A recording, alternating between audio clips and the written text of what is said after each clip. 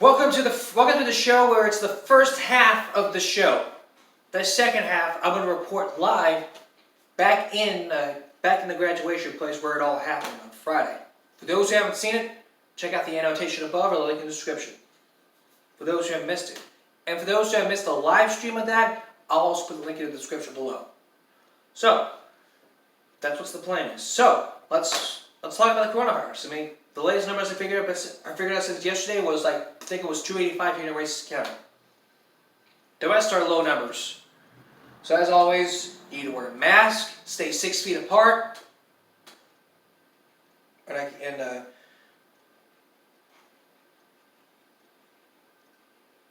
always make sure you take extra precautions.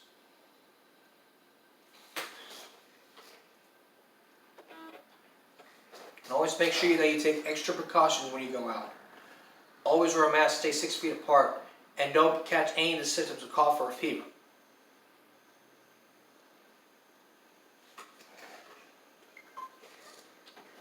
But while we're on the topic of graduation, let's talk about what happened. I mean, when I saw people kneeling down during the graduation, during the national anthem of the ceremony,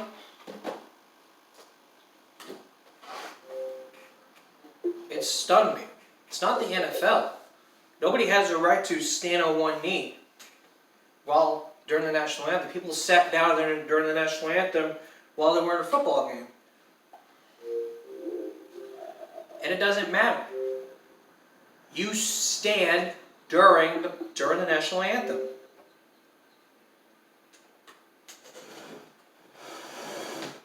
Just because the First Amendment gives you the right to do whatever you want does not give you the right to stand up, does not give you the right to sit down during the Pledge of Allegiance or during the national anthem. When the national anthem plays, you stand.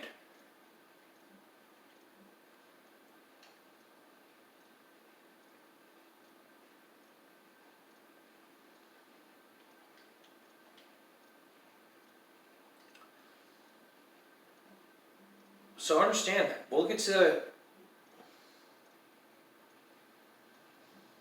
that in a bit later. Right now, let's move on to dress code. I mean, weeks ago I told you about, we looked at some articles about the dress code as sexism. I mean, people crying over to social media about their outfit. Like, how is it sexist? How is it sexist? I mean, it's not a distraction.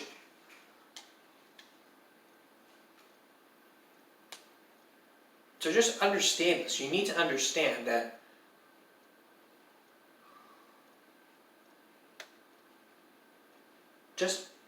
you've got to understand that. I'll tell you something. First of all, I don't care whether you want to. I mean, the dress code is stated. Let me tell you something right now. The whole reason why there's a dress code is to teach you kids to teach all students that when you leave school, you are going to have to look your best when you go apply for jobs and or college. And the rules of every school district is that the principal has to enforce the dress code that is set forth in the school.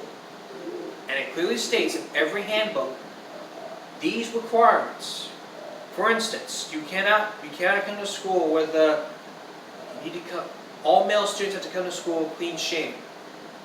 Period. So, no mustaches, no goatees, because it's a distraction. You know what I'm saying? Well, why do the teachers wear facial? We can't. Let me tell you something. Every teacher in every school has a diploma from an accredited university or college. They pay their dues. Teach wear facial, they also have to wear dress pants, shirt, tie. You can have it both ways. You can sit here and fight all you want, but it will never do.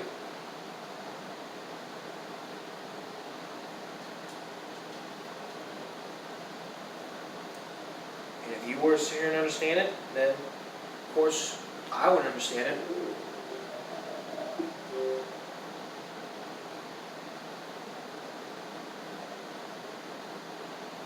Why is this work?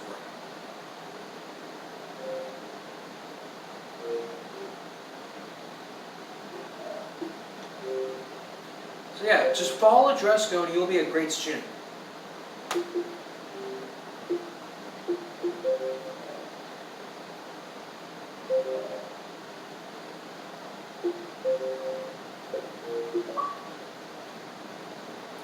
Try to understand it. And if you're not going to understand it, then there's no point in you being in school. Go homeschool, but that's going to cost a lot of money. We need to get free education from our tax dollars.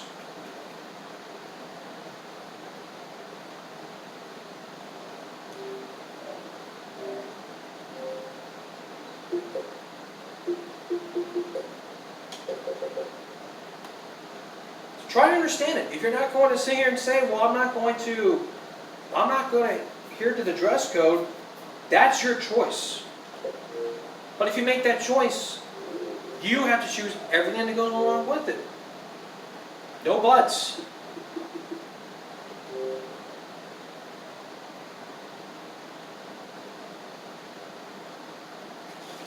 No ifs, ands, buts, or excuses. Everyone has a dress code. Even the workplaces have a dress code where you wear uniforms. And most schools would love to implement a school uniform dress code. Because it'd be so much easier if everyone would wear the same thing. Yes.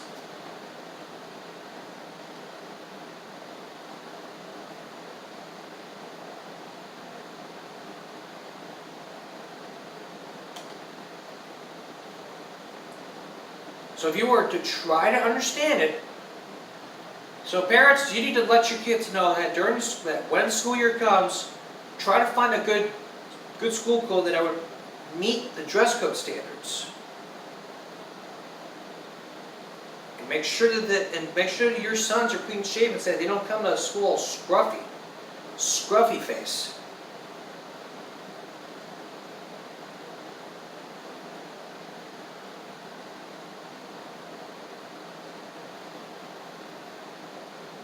If you were to try to understand the dress code, we wouldn't be in this mess. I want to have a show, and yet the world will not be a right place.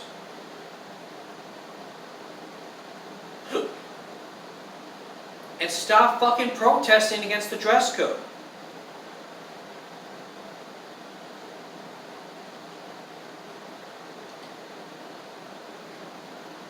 Nobody has a right to protest against the dress code. I mean, you can go cry over the school board and say, well, I should have the right to wear whatever I want.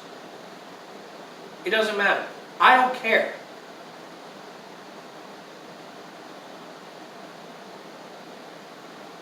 This is school. I mean, it's a public school, tax funding and free speech. But looking through these articles about people not sitting down during the Pledge of Allegiance,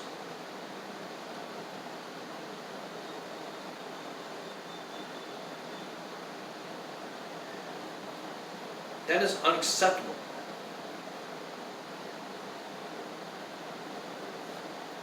Just because you're still in school over this does not give you the right to... It does not give you the right to stand. It does not give you the right to sit.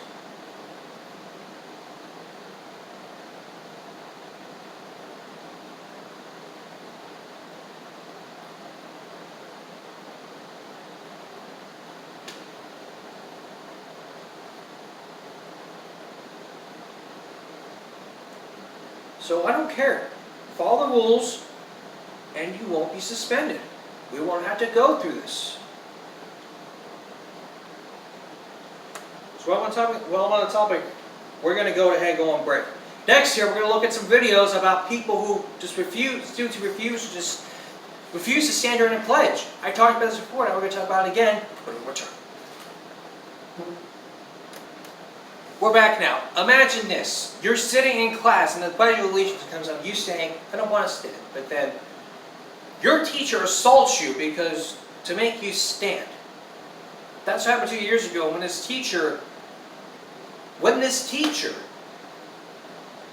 assaulted a student for not standing in the pledge.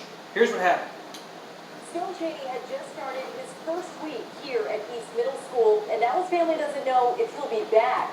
The sixth grader says he feels like his rights were violated when he didn't stand for the Pledge of Allegiance. The teacher consultant comes up from behind me and snatches me out of my chair violently. So, I was so confused. I didn't know what was going on. Stone Chaney says a homeroom teacher at East Middle School tried forcing him to stand during the Pledge of Allegiance. I don't stand for the pledge because I don't pledge to the flag. I pledge to God and my family. The alleged incident happened last Thursday. Chaney says the next day, another teacher yelled at him for sitting down during the pledge. I don't feel safe going to that school anymore because I don't know what they're going to do to me next. His father addressed the district directly during their last board meeting. It's his choice to sit. I don't make him sit. It's his choice. And they should respect it. No. Marine veteran Stephen Stevens sees things differently. I would love to be able to talk to them and, try to get their side and try to explain my side, so maybe we could come to an understanding, because I understand that they have that right to do that, but I don't believe that they understand what that right really entails. If they're fighting for freedom, they're fighting for us to have choices, then it's our choice. I understand. Listen, I understand.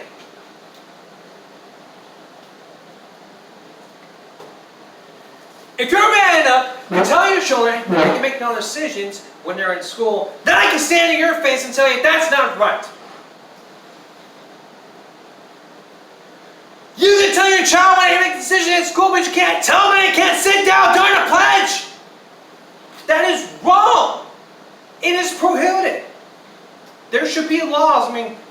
No one should have an excuse to do this.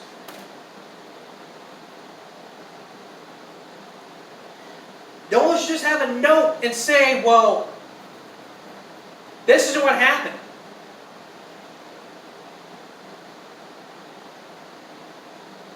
What about this incident that happened here? This 11-year-old was a juvenile and was arrested for disrupting the class. What the fuck? Now to a story that's making national headlines. An 11-year-old Polk County student arrested for disrupting class after refusing to stand for the Pledge of Allegiance. We first told you about this story last week, but now it's gone viral. 10 News reporter Sarah Rosario joins us from the school where this happened with why police say those headlines aren't exactly true. Local police say many of the national headlines that are out there about the story are very misleading. They say it's making it seem like this 11-year-old student was arrested here in school for refusing to stand for the Pledge of Allegiance. And we want to make it very clear that that is not the case. We're told that that child was arrested here for being disruptive in class, threatening his teachers, and refusing to leave when he was asked. Police say it started when the student refused to stand for the Pledge of Allegiance. The child's mom says that her son normally doesn't stand for the pledge, but says that day there was a substitute teacher and she didn't know that. And according to the incident report, the sub told police that she thought standing for the flag was mandatory when it's not. The report states the boy told the sub he wouldn't stand because, quote, the flag of this country is racist. The child's mom says the teacher's reaction to her son was over the line. She told my son to go back to his homeland. He was confused. He was like, what do you mean, Africa? She said, yeah. That's when we're told things got out of control very quickly, and the teacher called the main office and police. The school resource officer says the 11-year-old cried and screamed, I'm going to beat that teacher and I'm going to get all of you fired. Then refused more than 20 times orders to leave the classroom. The boy's mom says she doesn't believe that for one bit. Well, the 11-year-old was charged with 2 misdemeanors, one for disrupting a school function and resisting an officer without violence. And now the school district is looking into its policies and how it hires substitute teachers. We're told that that substitute teacher will no longer be able to teach in Polk County ever again. I understand that. Yes, I understand. But again, he was arrested. Two charges. For disrupting class and for threatening a teacher. If you threaten a teacher, every time threats are made, threats are being serious, take it seriously.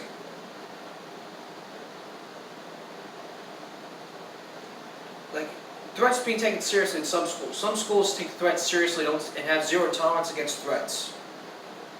If you threaten a teacher, you are in trouble. schools take threats very seriously. It holds serious suspension and often police action. And like I told you in the last show when I told you about teachers hating students and students hating teachers, you don't ever, never, ever put your hands on a student or teacher like that. To all you students, you never, ever put your hands on a teacher. And teachers, you never, ever put your hands on a student. Never. In those two cases, they put their hands on, the teacher put his hands on that student. And anybody that does is a coward. Just like all men who put their hands on a woman in anger. They're cowards. Because it is a threat. You never put your hands on a student, never.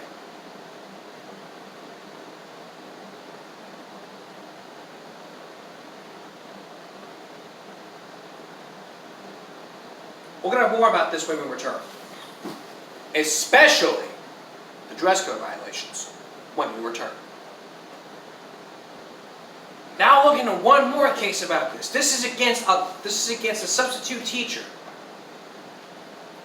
It's over a dispute whether you have constitutional rights. Well, yes, you do have rights, but you do not have the right to break the rules.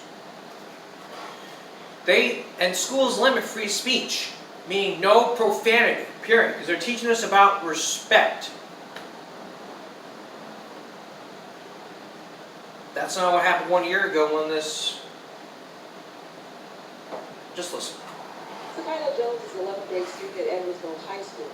Jones decided when she was 12 years old, she would no longer stand and recite the Pledge of Allegiance. During a moment of silence, I don't say anything. And then when they say the pledge, I face my phone down and I just be quiet through the whole thing. And I don't stand and I don't say it. Jones and her mother claims the now 16-year-old is being harassed by her English literature teacher.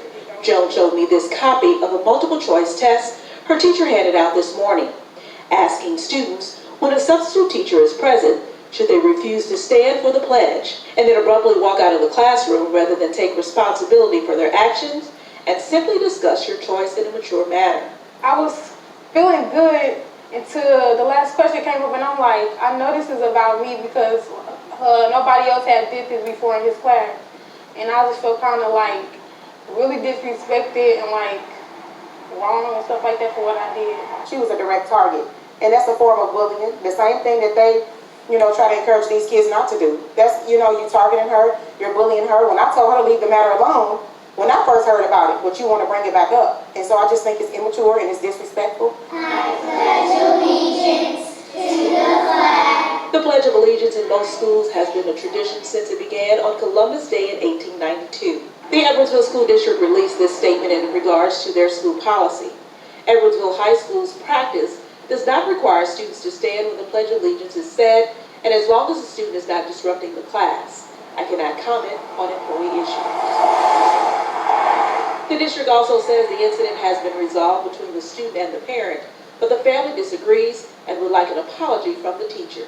My daughter, she is humiliated still, and No apology was for happening. us, the issue will not be resolved until the way she was publicly humiliated, she needs the public apology. And if that means that Of you have to apologize course. to her in front of the same class that you humiliated her in front of, then that's what that would mean. Well, the high school junior is hoping that teacher will apologize, and she's hoping that all teachers in the district will be informed of the district's policies and procedures. Live in Edwardsville, Kelly Hoskins, Fox 2 News. First of all, I hope she apologizes. Hope she apologized. Second, if she doesn't apologize, then this might be taken to court. Sometime now, first of all, it doesn't matter. You don't have the right. I mean, it's been a tradition since the 1800s. It's the 19th century.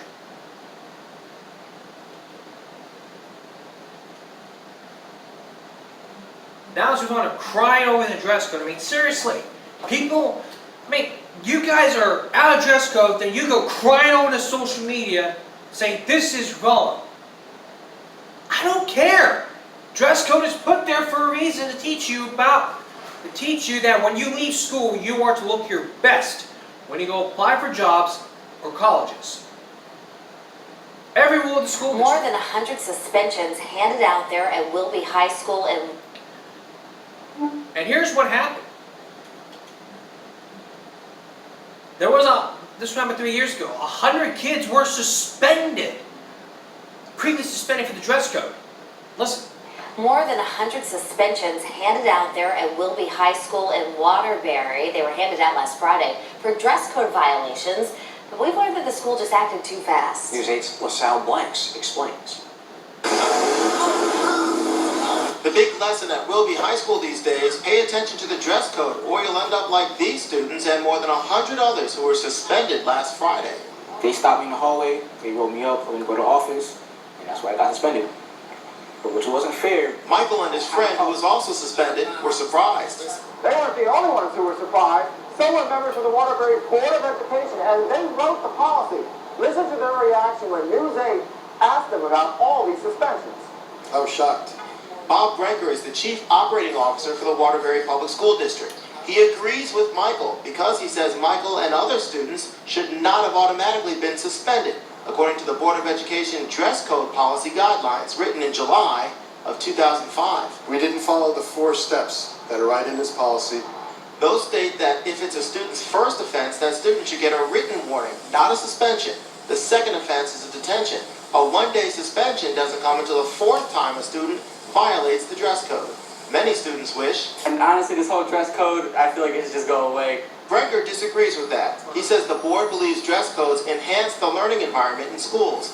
He just says the principal may have handed out many of the suspensions too soon, in violation of the board's own policy. We didn't follow our own policy. As adults, we should follow our policy too. So now we've taught students that if they do something wrong, it's okay, they'll be disciplined for it. But what happens to the adults, the people that do the suspensions? We should know better. In Waterbury, LaSalle Blanks, News 8. So seriously, I don't care. The school went too far.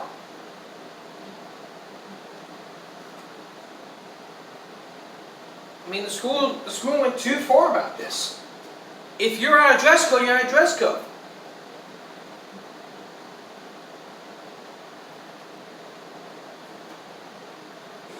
Our school districts But what about dress codes causing controversy? Like that social media post, that video that we showed you last week. Well, now this is a controversy about this trivial from 4 years ago who the school district said was too tight. Listen. dress code is creating even more controversy tonight for a middle school student. The girl's parents are fighting back after a 3rd day of being told their daughter's pants are just too tight. Call 6 Investigates. Kara Kinney joins us now with the latest on what happened today. Kara.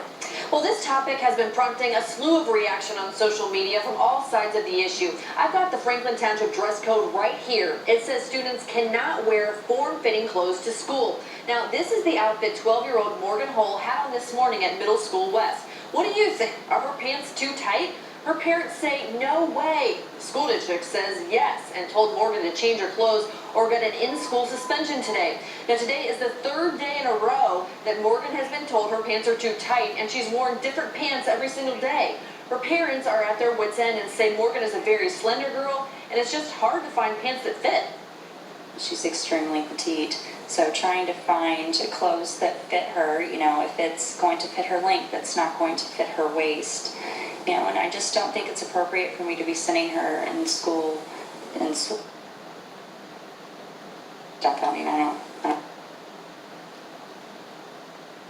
don't get it. What does the school have to say? The school superintendent tells us, as a high-performing school district, the Franklin Township Community School Corporation believes in maintaining a safe and orderly school environment. There are and will be times in which some styles of clothing are not appropriate or conducive to the school environment and should be kept as an option outside the school. Our school handbook is very specific regarding the dress code for middle school students. Now, Morgan's parents say their daughter has been wearing the same pants since the school year started, and it's only become an issue this week. They say they're now hearing from other parents and that other students are being impacted by this dress code crackdown. Live in the newsroom, Kara Kenny, RTV6. And we will. I'll be back in a moment with a preview of our next half hour of Give Me a Break. That's it for this first half hour. Give me a break. Coming up in our next half hour, we're going to report live back from the graduation spot that happened on Friday. And again, if you did not see the special edition, give me a break. I'll put the link in the description. If you haven't watched the live stream, again, it'll be in the description below. We're going to talk about what happened. Did anyone sit down during the pledge? What happened during that live stream? What about the policy in hand that said no loud noises? No honking. The people who were behind the stadium were like honking out. People like, what's going on? They violated the rules. So stay tuned for the second half hour. Give me a break. Live from the Hornet Stadium. Until next time.